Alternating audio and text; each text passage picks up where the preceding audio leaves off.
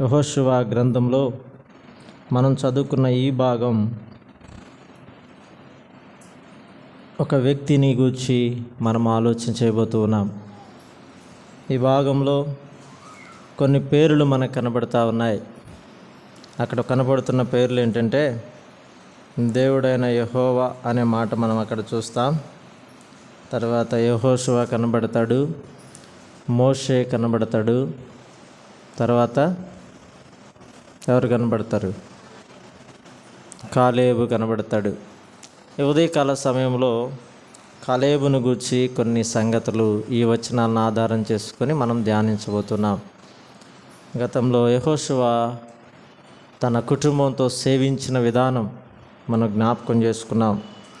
పాలు తేనెలు ప్రవహించే దేశానికి ఐగుప్తు నుండి ప్రయాణమైనటువంటి ఆ సమూహం అంతటిలో ఆ కనాను ప్రవేశించిన వారిద్దరు, వారిలో యెహోషువ, కాలేబులు ఉన్నారు. కాలేబు ఎవరు అంటే ఇక్కడే చెప్పాడు మనం చదువుకున్న భాగంలో 13వ వచనంలో, యెఫున్నె కుమారుడైన కాలేబు అనే మాట మనము చూస్తూ ఉన్నాం. ఈ వచనాల్లో మరొక చోట మనం గమనించినప్పుడు కాలేబును గూర్చి మనం చూస్తే సంఖ్యాకాండంలో 13వ అధ్యాయం మనం గమనిస్తే, సంఖ్యాకాండము 13వ అధ్యాయము 1వ వచనం మనం గమనిస్తూ ఉంటాం.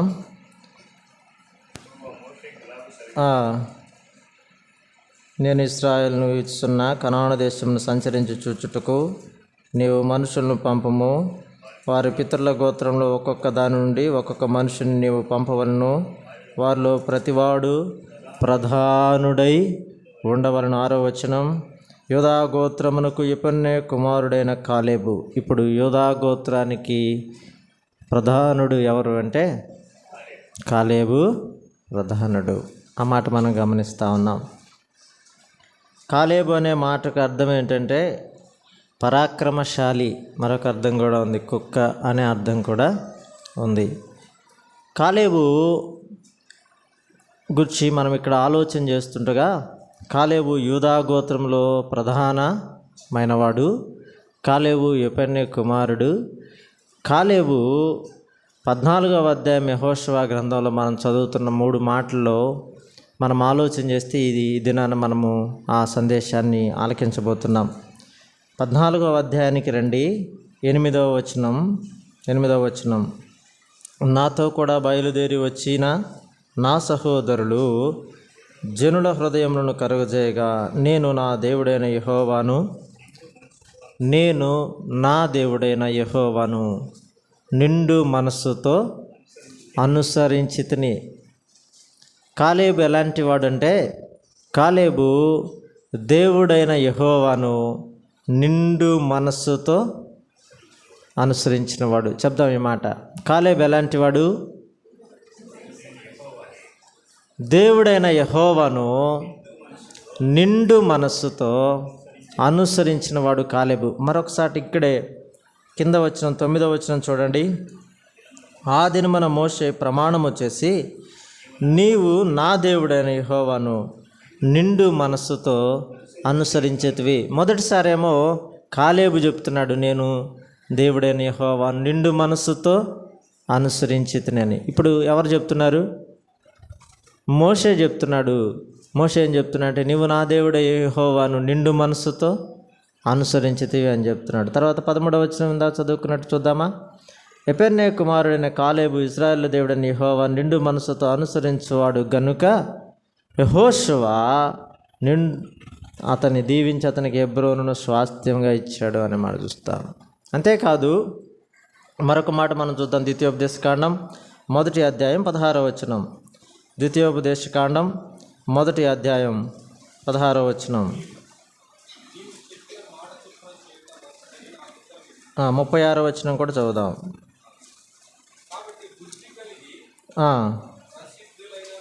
మొదటి అధ్యాయం ద్వితీయోపదేశకాండం. యెఫున్నె కుమారుడైన కాలేబు తప్ప మరి ఎవడను చూడడు. అతడు పూర్ణ మనస్సుతో యెహోవాను అనుసరించును గనక అతడు దాన్ని చూచును. అతడు అడుగు పెట్టిన దేశము నేను అతనికి అతని సంతానమునకు ఇచ్చేదనని ప్రమాణము చేశాను. అతడు పూర్ణ మనస్సుతో యెహోవాను అనుసరించెను. నిండు మనస్సుతో, పూర్ణ మనస్సుతో దేవుడైన యెహోవాను అనుసరించిన కాలేబును మనం గమనిస్తూ ఉన్నాం. అనుసరించడం అంటే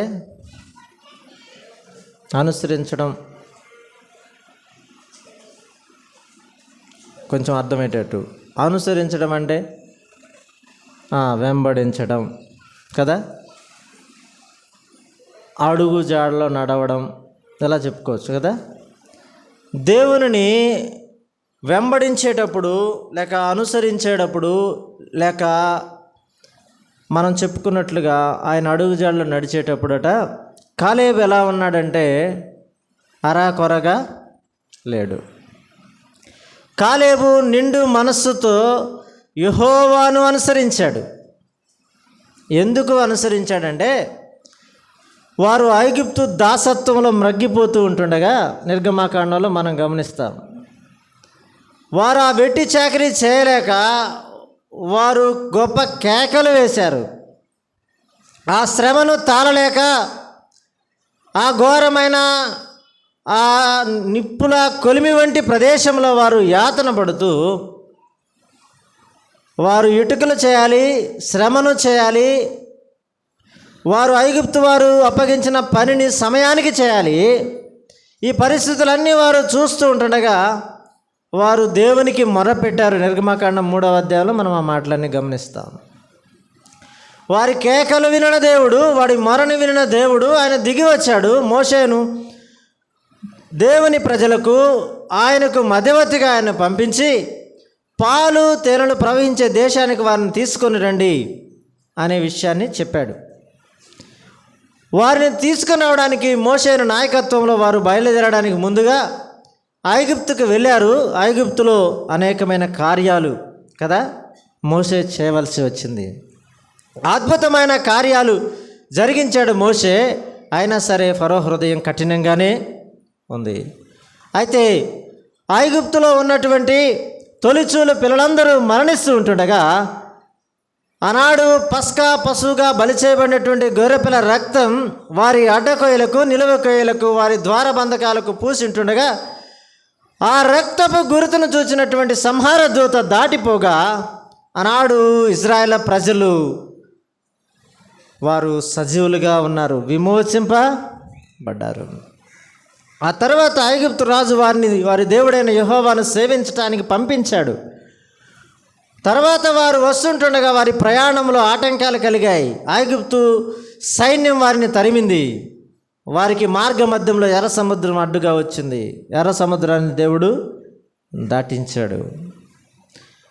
ఇవన్నీ విషయాలు మనం గమనిస్తూ ఉన్నప్పుడు ఆనాడు యెహోషువ జీవితంలో ఇవన్నీ జ్ఞాపకం ఉంచుకొని యెహోషువ యెహోవాను నిండు మనస్సుతో గట్టిగా చెప్దాం. ఆనాడు యెహోషువ, కాలేబులు వారితో పాటు అనేక మంది ప్రయాణమయ్యారు. కానీ కాలేబు ఏం చేశాడు? యెహోవాను నిండు మనస్సుతో అనుసరించాడు.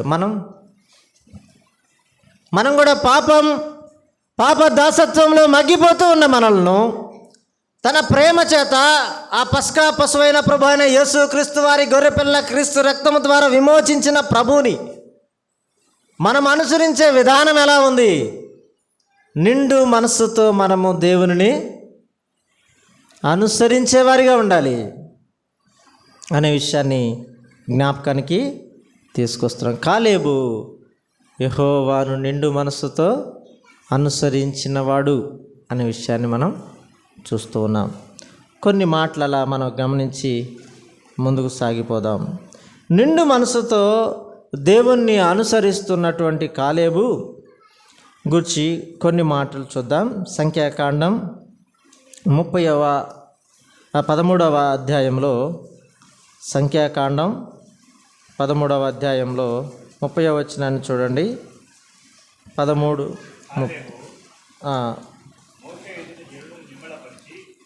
కాలేబు మోషే ఎదుట జనులను నిమ్మలపరిచి ఆగుదాం.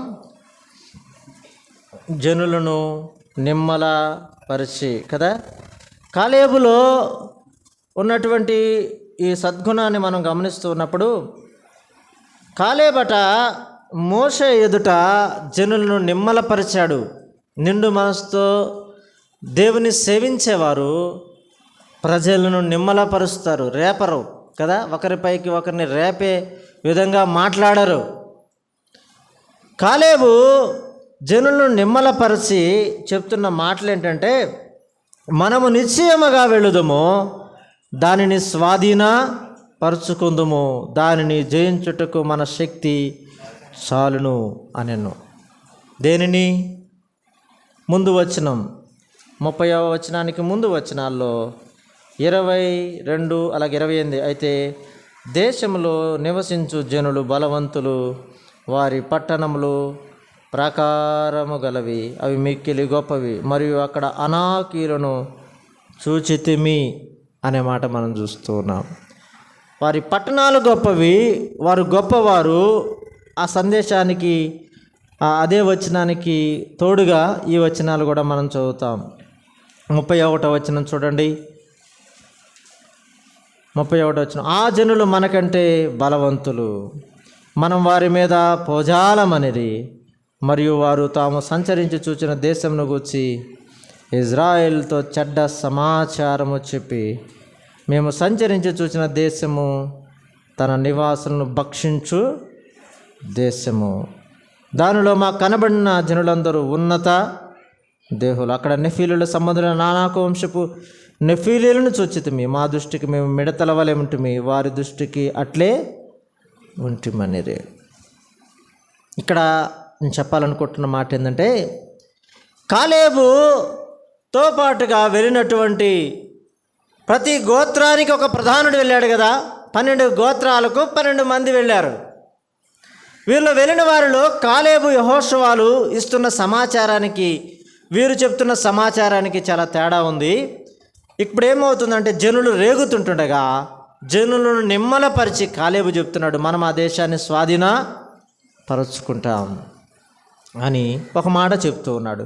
అక్కడ ఉన్నటువంటి దేశంలో ఉన్న జనులు ఎలాంటి వారు అంటే, వారు అనాకీలు, వారు బలవంతులు, వారు ఉన్నత దేహులు, వారి దృష్టికి మనం ఎలా ఉన్నాం అని జనులు చెప్తున్నారంటే, మనం మిడతల వలె ఉన్నాం, మా దృష్టికి కూడా మేము అలాగే ఉన్నాం, మిడతలాగే ఉన్నాం, వారి ఎదుట మనం నిలువ చాలం అని చెప్తూ ఉంటే, కాలేబు ఏం చెబుతున్నాడంటే, వారిని మనం జయిస్తాం, వారిపైన మనం విజయం సాధిస్తాం, ఆ దేశాన్ని మనము స్వాధీనపరుచుకుంటాం అనే విషయాన్ని కాలేబు చెప్తున్నాడు. జనులు నిమ్మలపరుస్తున్నాడు. మీరు భయపడమాకండి, మీరు జడేయమాకండి, వారు ఎలాంటి వారైనా మనం వారిని జయిస్తాం. కాలేబు నిండు మనసుతో దేవుని సేవించేవాడు కనుక ఆయనను, ఆయన యొక్క గుణలక్షణాలను, ఆయన శక్తి కార్యాలను, ఆయన అద్భుత కార్యాలను కదండి. ఎర్ర సముద్రం ఎంత పెద్దది కదా. ఎర్ర సముద్రాన్ని ఆనాడు దాటించిన దేవుడు ఈ అనాకీలు ఎంతవారు వారి దృష్టిలో, దేవుని దృష్టిలో అనాకీలను హతమార్చగలిగిన దేవుడు మన పక్షాన ఉన్నాడని కాలేబు జనులను నిమ్మలపరిచిన వాడిగా ఉన్నాడు. ఇంకో మాట అక్కడే మనం చూస్తాం, చూడండి 14:6 ఇదే అధ్యాయంలో 14:6లో, అప్పుడు దేశమును సంచరించి చూచిన వారిలో నుండి నూను కుమారుడు యెహోషువయు యెఫున్నె కుమారుడు కాలేబు బట్టలు చింపుకొని కదా, దేవుని కార్యాలను తక్కువగా చేసినప్పుడు కాలేబు యెహోషువాలు బట్టలు చింపుకున్నారు. వారిలో రోషం, దేవుని రోషం కలిగిన వాడు కాలేబు. దేవుడు ఎలాంటి వాడు? మన దేవుడు ఎలాంటి వాడు? రోషం కలిగిన వాడు. ఆ విషయాన్ని గ్రహించిన కాలేబు బట్టలు చింపుకొని తన జనులు, తన సహోదరులు ఇస్తున్నటువంటి ఆ సమాచారాన్ని బట్టి తన బట్టలు చింపుకున్నాడు.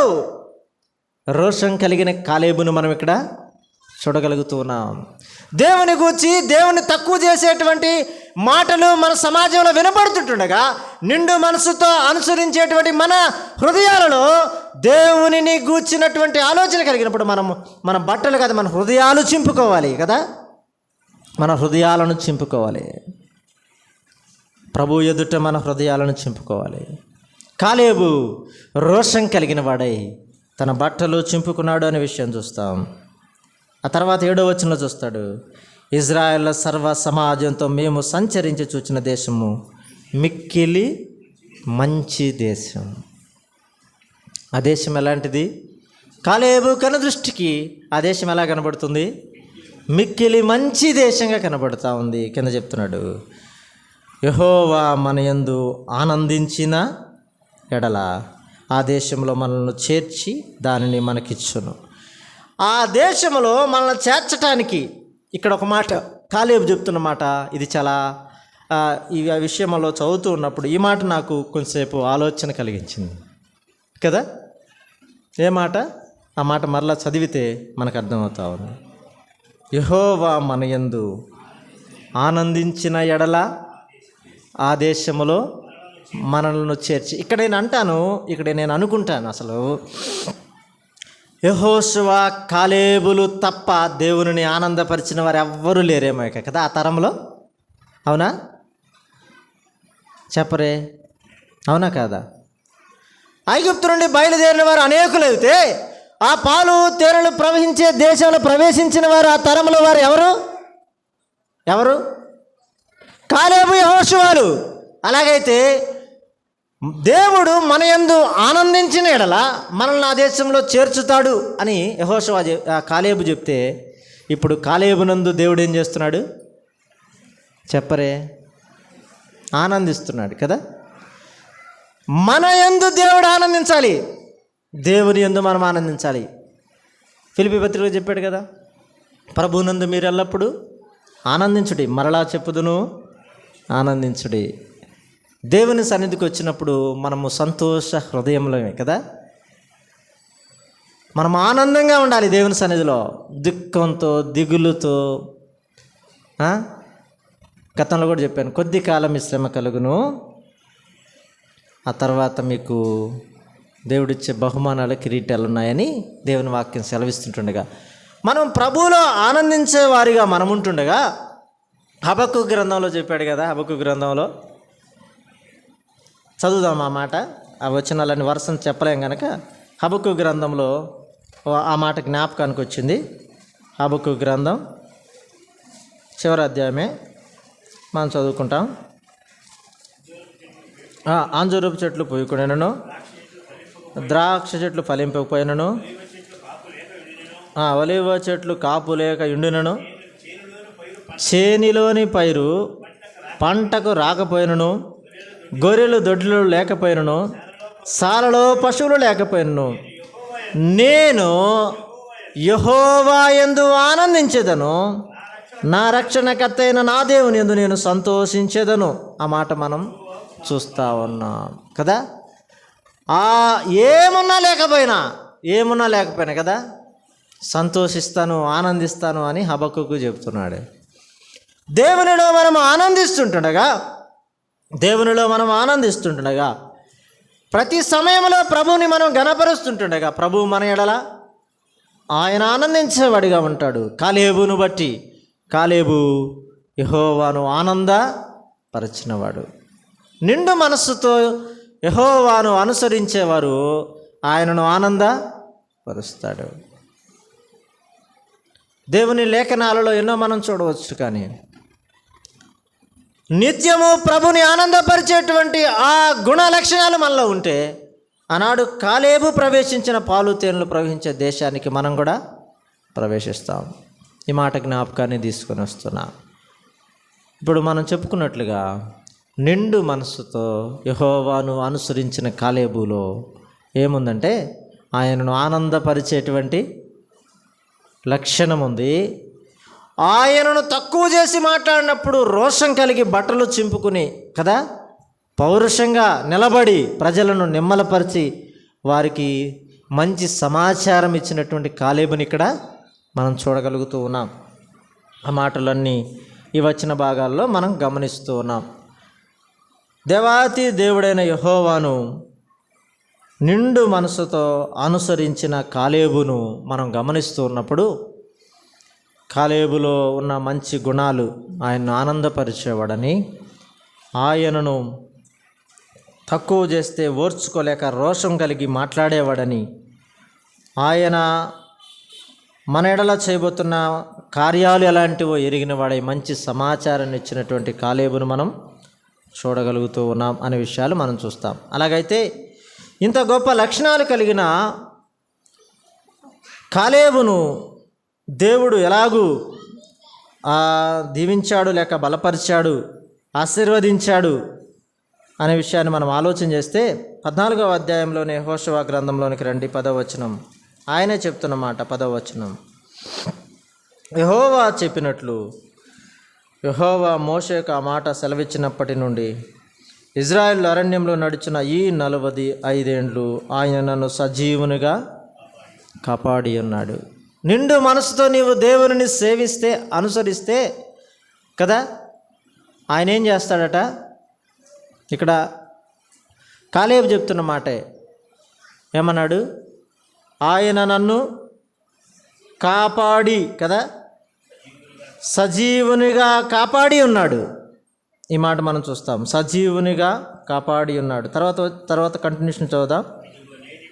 ఇదిగో నేను ఇప్పుడు 85 ఏండ్ల వాడను. అక్కడ చెప్పిన మాట ముందు వచ్చిన ఏం చెప్పాడు? 45 ఏండ్లు. ఇప్పుడు 85 ఏండ్ల వాడను. ఈ ముందు వచనాల్లో మనం గమనించినప్పుడు ఆయన వయసు, ఆయన ప్రారంభాన్ని కూడా అక్కడ మనం గమనించగలుగుతూ ఉంటాం. 7వ వచనం చివరిలో అంటాడు కదా, కాదేషు బర్నేల నుండి నన్ను పంపినప్పుడు నేను 40 ఏండ్ల వాడను. ఎవరికి నీ భయపడక నేను చూచినట్టే అతనికి వర్తమానం తెచ్చితిని. ఈ 45 ఏండ్లు దేవుడు నన్ను అరణ్యంలో కాపాడాడు సజీవునిగా అని నిండు మనసుతో దేవుని సేవించేటువంటి కాలేబు సాక్ష్యం ఇస్తున్నాడు, తెలియజేస్తున్నాడు. అంతేకాదు, నిండు మనసుతో అనుసరించిన కాలేబును దేవుడు కూడా సజీవునిగా కాపాడాడు. దేవుడు కాలేబును మాత్రమే కాదు కానీ మనల్ని కూడా ఆయన కాపాడేవాడిగా ఉన్నాడు. నిర్గమాకాండం 19వ అధ్యాయం 20వ వచనంలో ఒక మాట చూస్తే, నిర్గమాకాండం 19వ అధ్యాయం 19వ అధ్యాయం 20వ వచనం చూడండి. 20వ వచనం,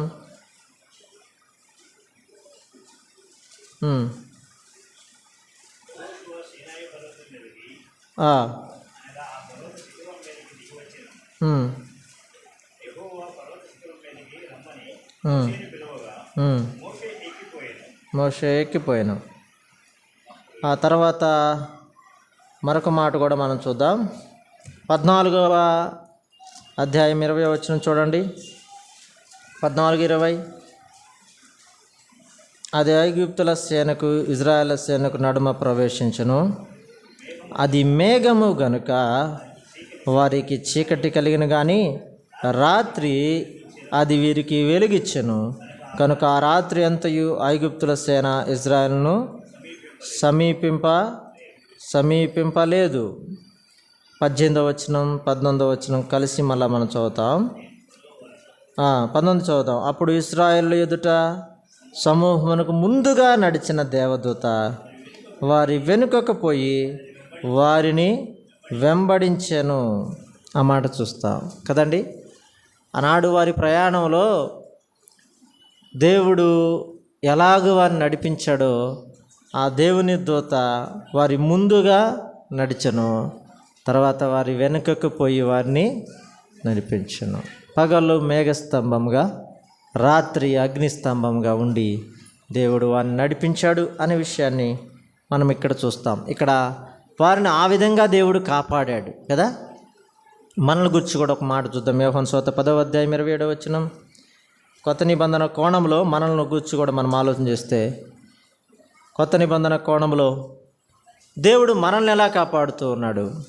అనే విషయాన్ని మనం చూస్తాం. యోహాను సువార్త 10వ అధ్యాయం 27వ వచనం. నేను వాటిని ఎరుగుదును, నా గొర్రెలు నా స్వరం వినును, నేను వాటిని ఎరుగుదును, అవి నన్ను వెంబడించును, నేను వాటికి నిత్య జీవమునిచ్చుతున్నాను గనుక అవి అన్నిటికీ నశింపవు, ఎవడను వాటిని నా చేతిలో నుండి అపహరింపడు. ఈ మాట జ్ఞాపకం పెట్టుకోండి. ఇప్పుడు ఎక్కడున్నాం మనం? ఈ 10వ అధ్యాయంలో గొర్రెలుగా మనల్ని, గొర్రెల కాపరిగా ఆయన, గొర్రెల ద్వారంగా ఆయన కనపడతాడు. నా చేతిలో నుండి ఎవరును వాటిని అపహరింపడు అన్నాడు. అలాగూ భద్రపరుస్తున్నాడు, కాపాడుతూ ఉన్నాడు ప్రభు అయిన దేవుడు. ఆ మాట మనం చూస్తాం. తెస్సలోనికీ పత్రికలో, మొదటి పత్రికలోనే 3వ అధ్యాయంలో ఒక మాట చూస్తాం. 2వ పత్రికలో 3వ అధ్యాయం 3వ వచనం కదా. అయితే ప్రభువు నమ్మదగినవాడు, ఆయన మిమ్మును స్థిరపరిచి దుష్టత్వము నుండి కాపాడును. ప్రభు మనల్ని ఎక్కడి నుంచి కాపాడుతూ ఉన్నాడు? దుష్టుని నుండి కాపాడుతూ ఉన్నాడు. ఆయన ప్రజలైనటువంటి ఇశ్రాయేలును కాపాడిన దేవుడు. ఒక మాటలో చెప్పాలంటే ఆయనను నిండు మనసుతో అనుసరించిన కాలేబును కాపాడిన దేవుడు ఈనాడు మనల్ని ఎలా కాపాడుతున్నాడంటే ఆయన నమ్మదగినవాడు. ఆనాడు కాపాడిన దేవుడు ఈనాడు కాపాడుతున్న దేవుడు నమ్మదగినవాడు. ఆయన దుష్టుని నుండి మనల్ని కాపాడుతూ ఉన్నాడు, కాపాడుతున్నాడు అనే విషయాన్ని మనం చూస్తున్నాం. కాపాడును అంటే కాపాడుతూ, కంటిన్యూషన్ టెన్స్, అలా కాపాడుతూనే ఉన్న దేవుడు మన దేవుడు. ఆ విషయాన్ని మనం చూస్తాం. కాలేబు చెప్తున్నాడు, ఆనాడు 40 ఏళ్ల వయసులో నా ప్రయాణం సాగించాను, 45 ఏళ్ళు అరణ్య యాత్రలో దేవుడు నన్ను సజీవునిగా కాపాడాడు, ఇప్పుడు నాకు 85 ఏండ్లు అని చెప్తున్నాడు. నేను రక్షింపబడి తొలి దినాల్లో ఇలా ఉన్నాను, ప్రభువు నన్ను కాపాడాడు, నేటికి ఆయన నన్ను కాపాడుతున్నాడని మనం చెప్పగలమా? సజీవునిగా ఉంచిన మాట వాస్తవమే, కానీ ఇది ప్రభువు వలన కలిగింది అని చెప్పడానికి మనం సంకోచించే సందర్భాలు కోకొల్లలుగా ఉన్నాయి. మనము కాపాడబడడంలో ఆయన కృప మాత్రమే ఉంది. మరొక మాట మనం అక్కడ చూద్దాం, చూడండి. యోహాను సువార్తలో 17:12 ప్రభువారు ప్రార్థన చేస్తూ చెప్పిన మాట. 17వ అధ్యాయం 12వ వచనం. నేను వారి యొద్ద ఉండగా నీవు నాకు అనుగ్రహించిన వారిని నీ నామమందు కాపాడి తిని కదా. ఇప్పుడు అనేక మంది కాపాడబడుతుంది దేని ద్వారా చెప్పు? ఆయన నామమే కదా. యేసు ప్రభువుని నీ నోటితో ఒప్పుకొని కదా, ఆయన మృతుల నుండి తిరిగి దేవుడు లేపిన నమ్మినట్లా మనం రక్షింపబడతాం, కాపాడబడతాం, భద్రపరచబడతాం, శిక్ష నుండి తప్పింపబడతాం. ఆయన నామం శక్తి కలిగిన నామం కదా. ఆయన నామం బలమైన నామం, ఆయన నామం రక్షించే నామం కదా. ఆయన నామం పైన అనేకమైన పాటలు ఉన్నాయి. గొప్పదైన ఆయన నామం మనల్ని రక్షించేది, మనల్ని కాపాడేది, మనల్ని భద్రపరిచేది. యోధాపత్రిక 1వ అధ్యాయం 1వ వచనంలో ఆ మాట ఉంది. ఒకే అధ్యాయం ఉంటుంది 1వ వచనంలో. క్రీస్తు యేసునందు భద్రపరచబడిన వారమైన మనం అనే మాట చూస్తా. ఇంతవరకు మనము సజీవుల లెక్కలో ఉంచబడ్డామంటే ఆయన మనల్ని కాపాడుతున్నాడు అనే విషయాన్ని మనం జ్ఞాపకం చేసుకోవాలి. కాలేబు ఏం చేశాడు? నా మాట చెప్పాడు, ఆయన నన్ను కాపాడాడు, ఈ 45 ఏండ్లు నన్ను కాపాడి సజీవునిగా ఈ అరణ్య యాత్రలో నన్ను కొనసాగించిన వాడు ఆ దేవుడైన యెహోవా అని చెప్పాడు. మరొక మాట మనం చూస్తాం. మరొక మాట, నిండు మనసుతో అనుసరించిన కాలేబులో మరొక మాట మనం ఆలోచన చేస్తే 14వ అధ్యాయంలోనికి మరలా మనం వద్దాం. 14వ అధ్యాయం 11వ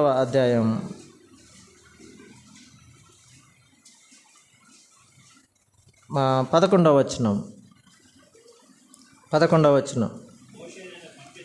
మోషే నన్ను పంపిన నాడు నాకెంత బలము, నేటి వరకు నాకంత బలము, యుద్ధము చేయుటకు కానీ వచ్చుచు పోవచ్చునుట కానీ నాకటి ఎప్పటి ఎట్లు బలం ఉన్నది. ఈ మాట చెప్తున్నాడు కదా.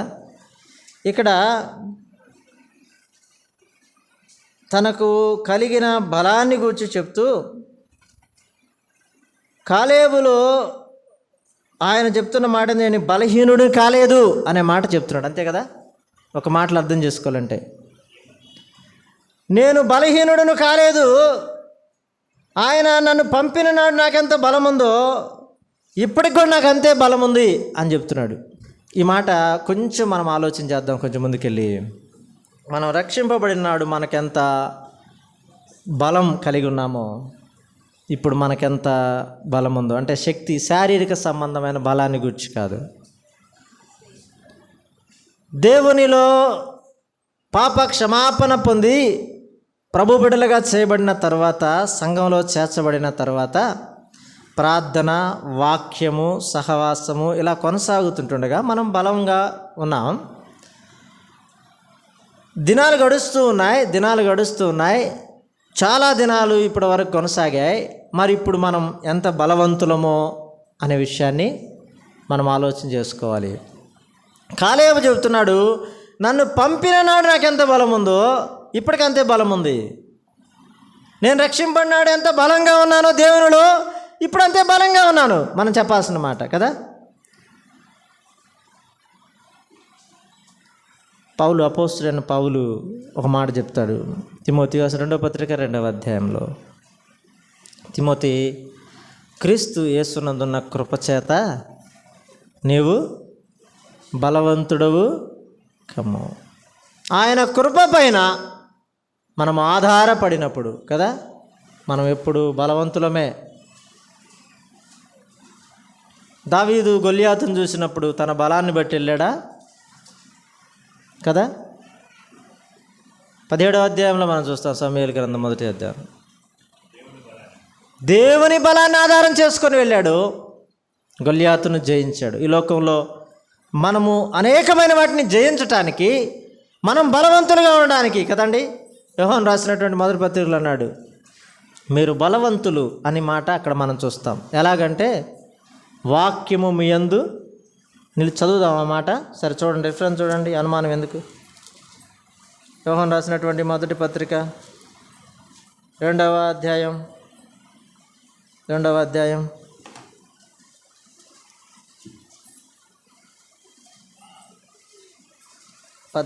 వచనం నుండి అనుకుంటా. చిన్నపిల్లారా, మీరు తండ్రిని ఎరుగున్నారు కనుక మీకు వ్రాయించిన, తండ్రులారా మీరు ఆది నుండి వన్నని ఎరుగున్నారు కనుక మీకు వ్రాయించినాను. యవనస్తులారా, మీరు బలవంతులు, దేవుని వాక్యము మీ యందు నిలుచుచున్నది, మీరు దుష్టుని జయించినారు కనుక మీకు వ్రాయుచున్నాను.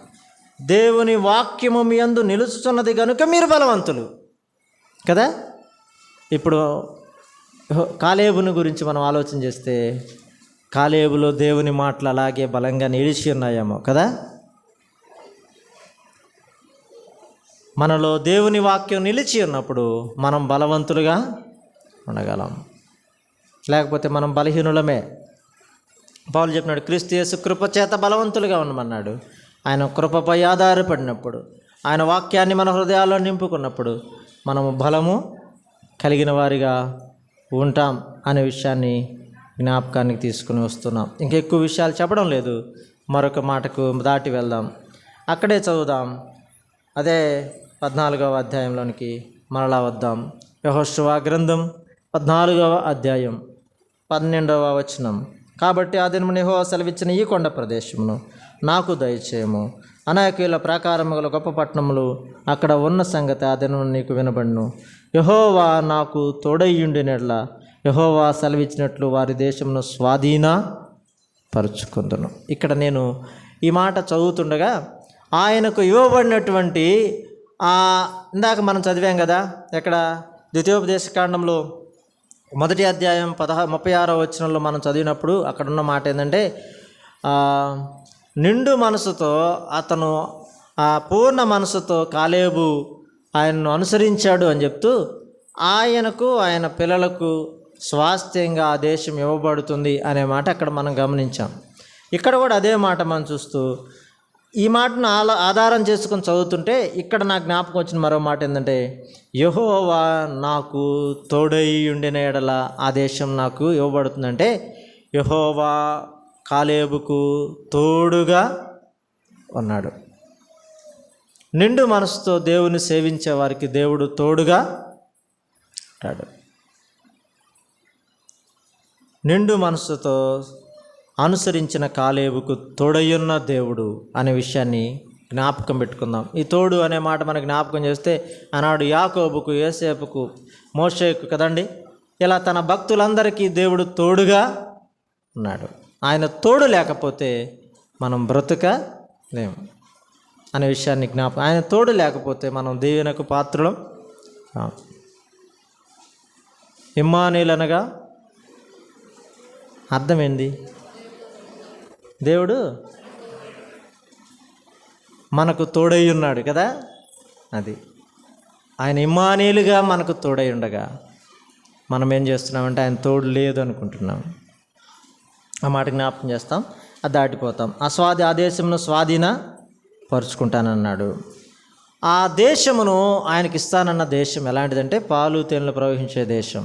మనం కూడా మన గురించి ఆలోచన చేస్తే మనకిస్తానన్న దేశం ఎలాంటిది? మనకిస్తానన్న దేశం ప్రకటన గ్రంథంలో చెప్పాడు, బంగారు వీధులతో కట్టబడిన గొప్ప పట్టణం అది. దేశాన్ని చెప్పేవాడు.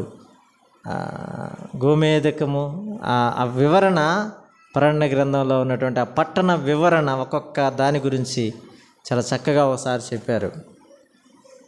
అంత గొప్ప పట్టణంలో మనం అడుగు పెట్టడానికి, ప్రవేశించడానికి ఆయన ఇచ్చినటువంటి ఆ శ్రేష్టమైన ఆ వాగ్దాన దేశంలో మనం ప్రవేశించడానికి ఏమాత్రం అర్హులము కాదు. కానీ ఆయన మనల్ని ప్రేమించి రక్షించి దాంట్లో ఉంచడానికి ఇష్టపడ్డాడు. మనం చేయవలసింది ఆయన నిండు మనసుతో అనుసరిస్తూ ఉండాలి కదా. ఆయన నిండు మనసుతో అనుసరిస్తే ఆనాడు హానుక్కు వలె ఆయనతో పాటుగా ఆయన ఉండే ప్రదేశానికి వెళ్ళిపోతాం. మనం నిండు మనసుతో అనుసరించినప్పుడు ఆ వాగ్దత్త దేశం, ఆ పరమపురం 11:16 హెబ్రీయులకు రాసిన పత్రికలో ఏమన్నాడు? 11:16 హెబ్రీయులకు రాసిన పత్రికలో మన కొరకు ఆ మాట మనం చూస్తాం. 11:16 హెబ్రీయులకు రాసిన పత్రిక. విశ్వాసం బట్టి సారా వాగ్దానం చేసిన నమ్మదగిన వాడని ఎంచుకొని కనుక తాను వయస్సు గతిని గర్భం చేత 13 కూడా చదువుదాం. మీరందరూ ఆ వాగ్దాన ఫలం అనిపింపైన దూరం నుంచి వందనం చేసి తాము భూమి మీద పరదేశం యాత్రికులను ఎరిగి ఒప్పుకొని విశ్వాసం గలవారై మృతి పొందిన ఇలాగూ చెప్పువారు తమ స్వదేశమును వెతుకుతున్నామని విసిద్ధపరచరు కదా. వారు ఏ దేశం నుండి వచ్చారో ఆ దేశమును జ్ఞాపకం ఉంచుకునేట్లా మరలా వెలుటకు అయితే వారు మరి శ్రేష్టమైన దేశమును అనగా పరలోక సంబంధమైన దేశమును కోరుచున్నారు. ఈ మాట ఉంచాం. శ్రేష్టమైన దేశమును, పరలోక సంబంధమైన దేశం. శ్రేష్టమైన దేశం, పరలోక సంబంధమైన దేశాన్ని వారు కోరుకు నిండు మనసుతో అనుసరించే వారు కోరుకునేది అదే అనే విషయాన్ని జ్ఞాపకం చేస్తాం. కాలేబు అది కోరుకున్నాడు. మరొక మాట మనం చూస్తాం. మరొక మాట అదే 14వ అధ్యాయానికి రండి. 14వ అధ్యాయంలో తర్వాత వచ్చిన భాగం 12వ వచనం మనం చదువుకున్న భాగంలో నుండి 13వ వచనం. యెఫున్నె కుమారుడైన కాలేబు ఇశ్రాయేలు దేవుడైన యెహోవా నిండు మనసుతో అనుసరించుండు కనుక యెహోషువ అతన్ని దీవించి అతనికి హెబ్రోనును స్వాస్థ్యముగా ఇచ్చును. హెబ్రోనును స్వాస్థ్యముగా ఇచ్చాడు. ఈ మాట మనం గమనిస్తున్నప్పుడు హెబ్రోనును స్వాస్థ్యంగా ఇచ్చాడు యెహోషువ. హెబ్రోన్ అంటే అర్థం సహవాసం. 85 ఏండ్ల వయసులో కాలేబుకు కావాల్సింది ఏంటంటే సహవాసం కావాలి. అప్పటికి బలవంతుడిగా ఉన్న కాలేబే సహవాసాన్ని కోరుకుంటే ప్రతిసారి పడిపోతున్న మనం దేవుని సహవాసానికి దూరం అయిపోతూ ఉండగా, మనం బలహీనం అయిపోతుండగా కదా మాట జ్ఞాపకం వస్తూ ఉంది. మనం ఆరాధనలో జ్ఞాపకం చేసుకుంటాం. మీరు వివేచన లేక ఈ రొట్టెను తిని త్రాగువాడు అనేకులు రోగులు బలహీనులై ఉన్నారు. బలహీనతకు కారణం ఏంటంటే ఒక మాట చెప్తాం. బలహీనతకు కారణం ఏంటంటే మనం ప్రభువుని నిండు మనసుతో అనుసరించకపోవడం. నిండు మనసుతో మనం అనుసరిస్తే ఆయన కల్వరి శిలువ బలియాగం మన హృదయాల్లో ముద్రింపబడుతుంది. ఆయన కల్వరి శిలువ బలియాగం మన హృదయాల్లో ముద్రింపబడినప్పుడు ఆయనను సేవించే విధానం, ఆయనను ఆరాధించే విధానం ఒక్క కన్నీరైనా కారదు మన సంఘంలో ఒక్క మనిషిని చూస్తే ఆరాధించేటప్పుడు కదా. ఏనాడైనా ప్రభువుని ఎడల చేసిన కార్యానికి, ఆ ప్రభువు నీ కొరకు అర్పింపబడిన విధానం, కొట్టబడిన విధానం, గాయపరచబడిన విధానం, ఆయన లెక్కలేని అవమానాలు పొందిన విధానం, ఉమ్మివేతలు పెరగబడిన విధానం, ఆయన గుండెల అవిసేలా ఆయన కేక వేసి ప్రభువుకు అర్పించిన ఆయన ప్రాణాన్ని జ్ఞాపకం చేసుకున్నప్పుడు నా గుండెలు పగిలిపోయి మన గుండెల్లో నుంచి, మన కళ్ళల్లో నుంచి మనకు కన్నీరు కారాలి. ఆయన త్యాగం, ఆయన ప్రేమ, ఆయన మన ఎడల చూపినటువంటి ఆ శిలువ బలియాగం మన హృదయాల్లో ముద్రింపబడినప్పుడు మనము ఆయనను సేవించి కదా, ఆరాధించి దుఃఖముతో ఆ ప్రభువు చేసిన కార్యాలను, ఎంత గొప్ప కార్యాలు ప్రభువు జరిగించాడు.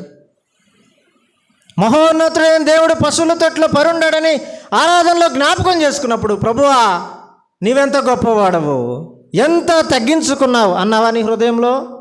మౌనంగా రొట్టిచ్చాం, తిన్నాం, తాగాం, వెళ్ళిపోయాం. అర్థమవుతున్నాడా ప్రభువు నీ హృదయానికి? దేవుని సహవాసంలోనికి రావడానికి ఆనాడు కాలేబుకు హెబ్రోను స్వాస్థ్యంగా ఇవ్వబడింది.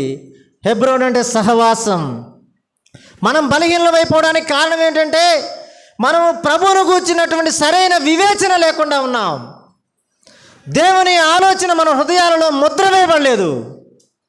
దేవుడు ఎలాంటి వాడో, ఆయన గొప్పతనం ఏమిటో, ఆయన శ్రమ ఏమిటో, ఆయన బాధ ఏమిటో, ఆయన అసలు నిన్ను ఎందుకు రక్షించాడో అర్థం కానప్పుడు మనము వస్తాం, తింటాం, వెళతాం అంతే.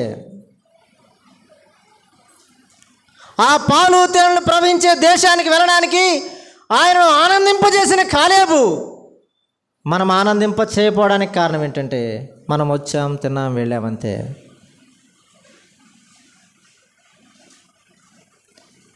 మొక్కుబడిగా మనం చేస్తున్నాం ఆరాధన అంతే. ఒక మాటలో చెప్పాలంటే ఇంకా దినాలు శబ్దాలు, శబ్దయంత్రాలు లేవు ఆరాధన చేసేటప్పుడు. మైక్ ఉపయోగించేవారం కాదు. చక్కగా ఇక్కడ కూర్చునే వాళ్ళం ఆ చిన్న మందిరంలో పాటలు పాడుతుంటే అందరూ పాడేవారు. బయట నుంచి కింద నుంచి బయట కూడా కొన్ని కుర్చీలు పంచలు వేయబడి ఉండేవి. అందరి స్వరాలు ఏకకంఠంతో ప్రభుని స్తుతిస్తూ ఉండేవి. ప్రభుని ఆరాధిస్తూ, ప్రభుని సేవిస్తూ, ప్రభుని ఆయన గొప్పతనాన్ని వర్ణిస్తూ సహోదరులు స్తోత్రములు చెల్లిస్తుంటుండగా ఆమేన్ అంటే అందరూ ఆమేన్ అనేవాళ్ళు. నేడు అది కూడా తరుగైపోయింది, కరువైపోయింది. మనం నిండు మనసుతో ఎలా దేవుని సేవిస్తున్నాం?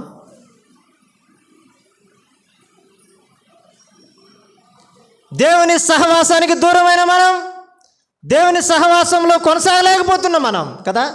యోహాను రాసిన మొదటి పత్రికలో అన్నాడు కదా, సహవాసం ఎంత గొప్పదో, సహవాసం ఎలాంటిదో ఆ పత్రికలో మనం చూడగలుగుతున్నాం. మన సహవాసం అయితే తండ్రితో కూడిన, కుమారుడితో కూడిన ప్రభువైన మనం సహవాసం చేస్తున్నామనే సత్యాన్ని ఎరిగినప్పుడు ఆయన ఔన్నత్యం మనకు అర్థమవుతూ ఉంది. ఒక మాట చెప్తాను, ఎప్పుడు చెప్పాను, చాలాసార్లు మరలా చెప్తాను. మండుతున్న కట్టెల్లో నుండి ఒక కట్టెను బయటకు తీస్తే ఒక 10 కట్టెలు మండుతున్నాయి అనుకోండి. ఒక కట్టె బయట పెట్టామనుకోండి, ఎంతసేపు మండుతుంది అది? మరలా అదే కట్టెను తీసుకొచ్చి మండే కట్టెల్లో పెట్టండి, మరలా. సహవాసం అంత గొప్పది. చాలామంది సహవాసానికి రాకపోవడానికి ప్రధానమైన కారణం ఏంటంటే వ్యక్తులను బట్టి, కేవలం వ్యక్తులను బట్టి, పరిస్థితులను బట్టి, వారిని వీరిని మనం చూసి సహవాసానికి మనం దూరం అయిపోతున్నాం. కాలేబు హెబ్రోనును స్వాస్థ్యంగా పొందుకున్నాడు. అది అతనికి ఒక ఆస్తి. స్వాస్థ్యం అంటే ఆస్తేగా. సహవాసం ఒక ఆస్తిగా చేసుకున్న కాలేబు. మన ఆస్తి ఏంటో మనకు అర్థం కావాలి. తర్వాత వచ్చిన దాటి వెళ్తున్నాం, సమయం అయిపోయింది కనుక కింద వచ్చినాం. 14వ అధ్యాయం చివరి మాట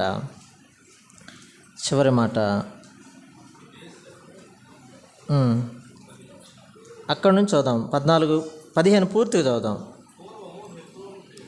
పూర్వము హెబ్రోను పేరు కిర్యతర్ప. అర్బా అనాకిల్లో గొప్పవాడు. అప్పుడు దేశము యుద్ధము లేకుండా నెమ్మదిగా ఉన్నది. ఇప్పుడు ఎక్కడున్నాడు కాలేబు?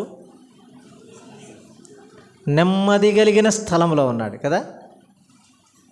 మనం నెమ్మది కలిగిన స్థలంలో ఉండాలంటే మనము దేవుణ్ణి నిండు మనసుతో అనుసరించాలి. నిండు మనసుతో అనుసరించిన కాలేబు నెమ్మది కలిగిన స్థలానికి చేరాడు చివరికి.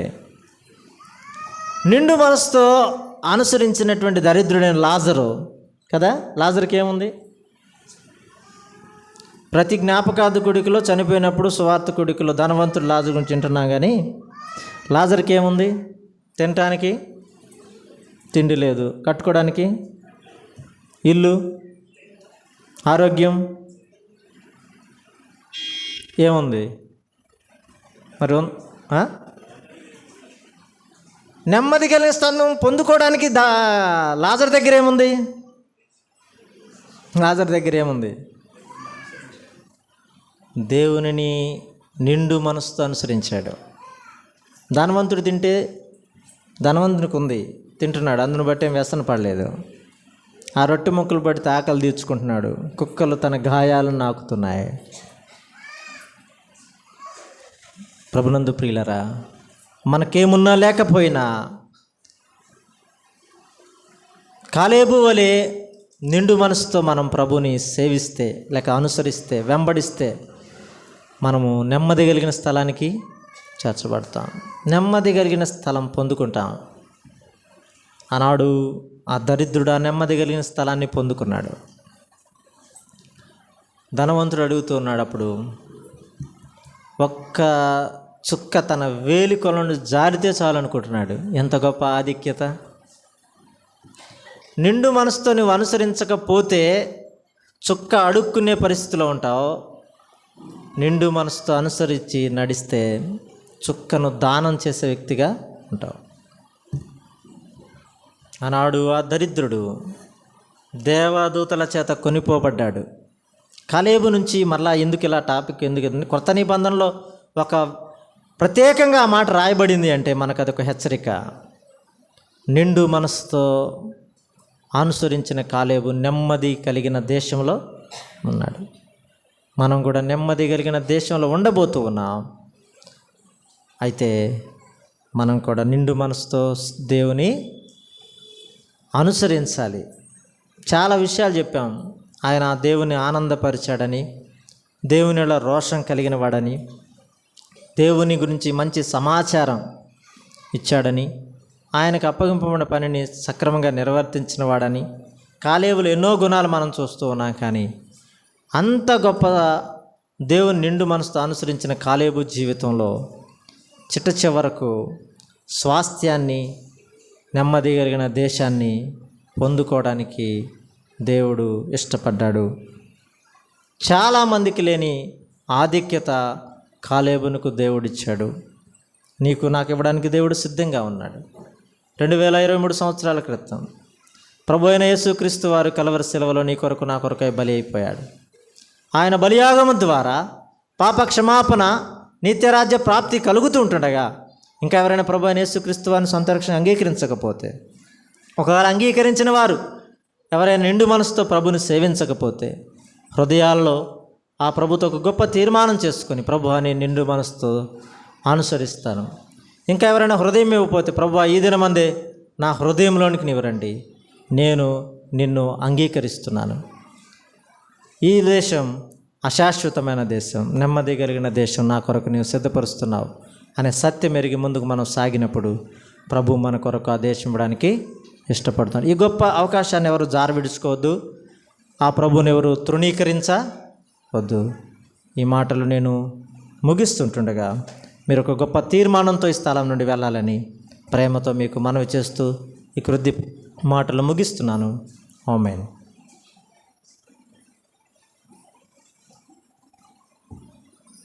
ఈ సమయంలో ప్రభాకర్ బ్రదర్ వచ్చి ముగింపు మాటలు ప్రార్థన చేస్తారు.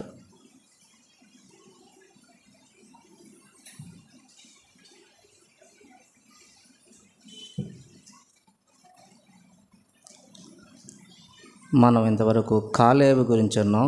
కాలేబు అంటే అర్థము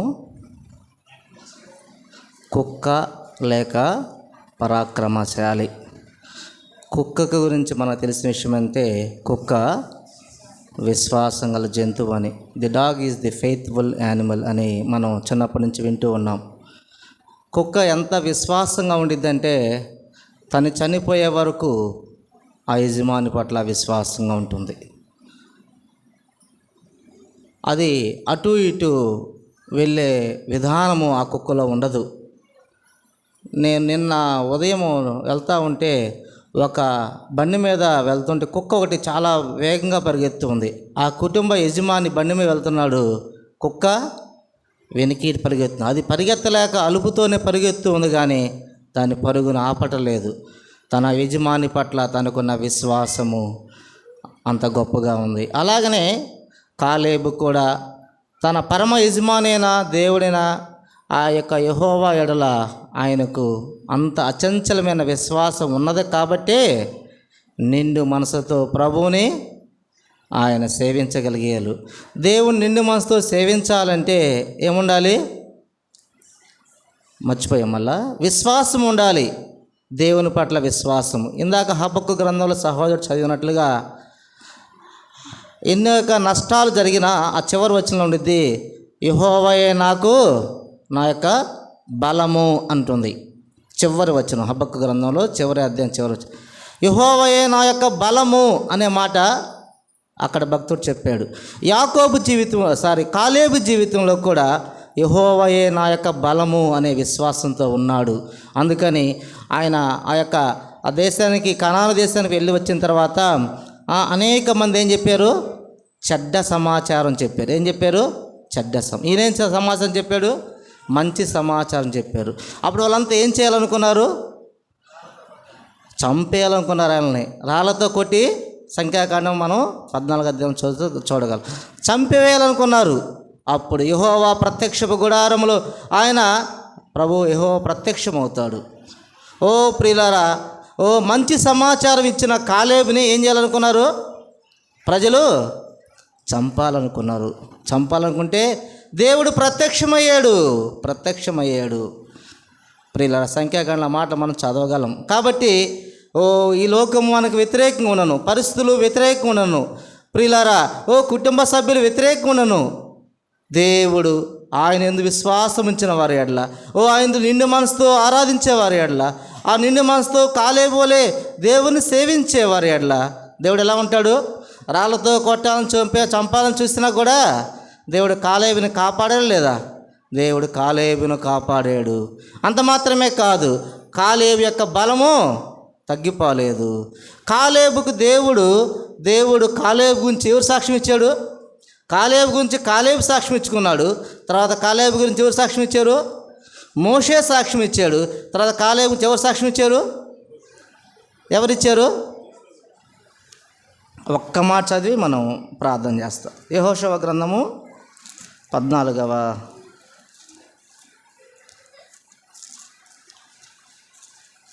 యెహోషువ గ్రంథం 14వ అధ్యాయము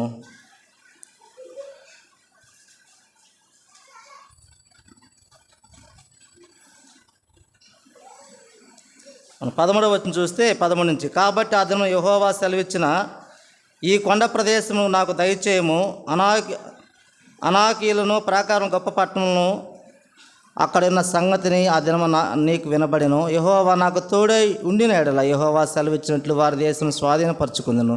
యెఫున్నె కుమారుడు కాలేబు ఇశ్రాయేలు దేవుని యెహోవాను నిండు మనసు అనుసరించినవాడు కనుక యెహోవా అతను దీవించి అతనికి హెబ్రోను స్వాస్థ్యముగా ఇచ్చాను.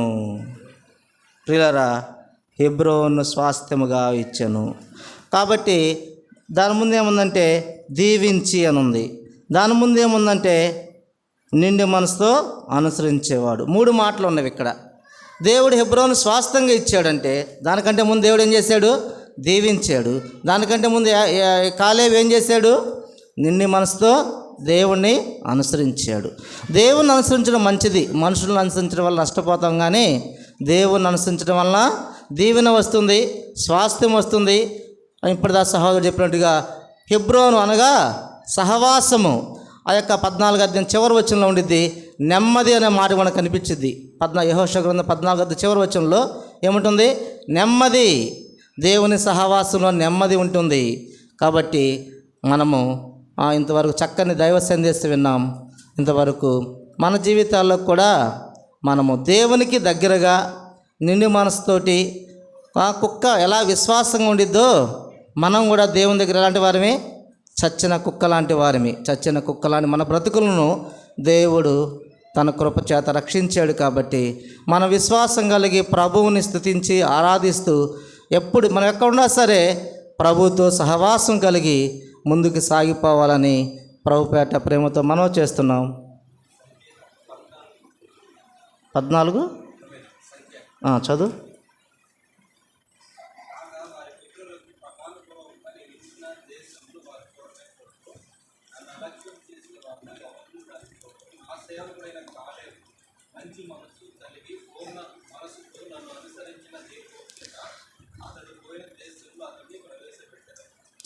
అయితే మనం గమనించినప్పుడు ఆ యొక్క కనాను దేశానికి వెళ్ళింది ఎవరెవరు వెళ్ళారు? యెహోషువ, కాలేబు వాళ్ళిద్దరే వెళ్ళారు. ఆ ముందు భాగాలు మనం చదవగలము. దేవుడు అందరిని సంహరిస్తాడు. చెడ్డ సమాచారం చెప్పిన వారిని, కాలేబుని యెహోషువని చంపాలనుకొని చూసిన వారిని దేవుడు వారిని అందరిని ఏం చేశాడు? ఆయన కోపం కలిగి సంహరించి ఒక కాలేబు యెహోషువ మాత్రమే ఆ యొక్క దేశంలోకి ప్రవేశిస్తారు. ఆ తర్వాత బలము కలిగిన ఒక జనాన్ని దేవుడు పుట్టిస్తా అన్నాడు. ఆ విధంగా దేవుడు ఆ కనాను దేశాన్నిలో కాలేబును యెహోషువను మాత్రమే ప్రవేశింపజేశాడు. మోషేను మాత్రం ఆ యొక్క పిస్గా కొండ మీద నుంచి ఆ కనాను దేశాన్ని చూస్తానికి అనుమతి ఇచ్చాడు. ఆ తర్వాత దేవుడు మోషేను తీసుకోవడం జరుగుతుంది. కాబట్టి మనము కాలేబు వలె నిండు మనసుతోటి విశ్వాసంతో, దేవుని యందు విశ్వాసం ఉంటేనే నిండు మనసు వచ్చేది. దేవుని యందు విశ్వాసంతో నిండు మనసుతోటి దేవుని మనసు తీస్తూ దేవుణ్ణి మనం అనుసరిస్తూ ఉంటే నిండు మనసుతో అనుసరించిన కాలేబుకు దీవెన వచ్చింది. హెబ్రోను స్వాస్థ్యంగా దేవుడిచ్చాడు. అదేవిధంగా పరలోక రాజ్యానికి వారసుడు చేశాడు. కాబట్టి మన జీవితంలో కూడా మనం ఆ విధంగా జీవించాలని విన్న వాక్యాన్ని హృదయంలో భద్రం చేసుకొని వాక్యానుసారం ముందుకు సాగిపోవాలని ప్రభుపేట మనవి చేస్తున్నాం. ఇంతవరకు చక్కని దైవ సందేశాన్ని ఆత్మావేశంతో అందించిన సహోదరుడు సునీల్ గారికి స్థానిక సంఘ ప్రేమపరకు వందనాలు తెలియపరుస్తున్నాం. చిన్న ప్రార్థన చేసుకుందాం. మహోన్నతుడా, మహాదేవ, పరిశుద్ధుడా, స్తోత్రాలు చెల్లిస్తున్నాం నాయన. ఓ నాయన, ఈ రోజుల్లో మేము ప్రభువా ఎంతో నాయన ఆత్మీయంగా బలహీనంలో ఉండగా ప్రభువా దేవా తండ్రి నాయన చచ్చిన కుక్కలాగా మా జీవితాలు ఉండగా ప్రభువా ఈ సమయంలో ప్రభువా చక్కని దైవ సందేశం ద్వారా ప్రభువా పరిశుద్ధ గ్రంథంలో వాక్యం ద్వారా మాతో మా అందరితో మాట్లాడిన స్తోత్రాలు చెల్లిస్తున్నాం. స్థానిక సంఘంతో అదేవిధంగా ప్రభువా నాయన మైక్ శబ్దం ద్వారా ప్రజలతోటి మీరు మాట్లాడిన వందనాలు చెల్లిస్తున్నాం ప్రభువా. ఓ నాయన, లోకం వైపు, పాపం వైపు, పరిస్థితుల వైపు చూస్తే మనుషులు ప్రభువా ఆత్మీయంగా బలహీనలైపోతారు, విశ్వాసంలో కృంగిపోతారు. దేవా తండ్రి, దేవా యెహోవా నా యొక్క బలము అని ఆనాడు హవక్కు చెప్పినట్లుగా ప్రభువా, అయ్యో నాయన నువ్వే మాకు బలము ప్రభువా, నువ్వే మాకు ఆశ్రయ దుర్గమని ప్రభువా. దేవా నీ వైపు చూస్తూ ప్రభువా విశ్వాసంతో దేవుని యందు విశ్వాసం ఉంచుతూ ప్రభువా నిన్ను మనసుతో నిన్ను స్తుతించుటకు, ఆరాధించుటకు, నిన్ను అనుసరించుటకు అలాంటి అనుకూలమైన హృదయము, మనసు మాకు దయచేయమని ప్రార్థిస్తున్నాం ప్రభువా. మా ప్రాణాత్మ దేహములు మీ చేతులకు అప్పగిస్తున్నాం ప్రభువా. నీ చిత్తానుసారంగా, నీ ఇష్టానుసారంగా, వాక్యానుసారంగా ప్రభువా మేము ప్రభు ఆత్మావేశం కలిగి దైవికంగా జీవించుటకు ప్రభు కాలేబును మాకు మాదిరిగా మేము పెట్టుకొని ముందుకు సాగిపోటుకు నీ సహాయం దయచేయని కృపచూపమని లోకరక్షకుడు మా ప్రభు మరక్షణ యేసు ప్రభు వారి యొక్క పరిశుద్ధ నామములో స్తుతించి ప్రార్థిస్తున్నాం తండ్రి. ఆమెన్.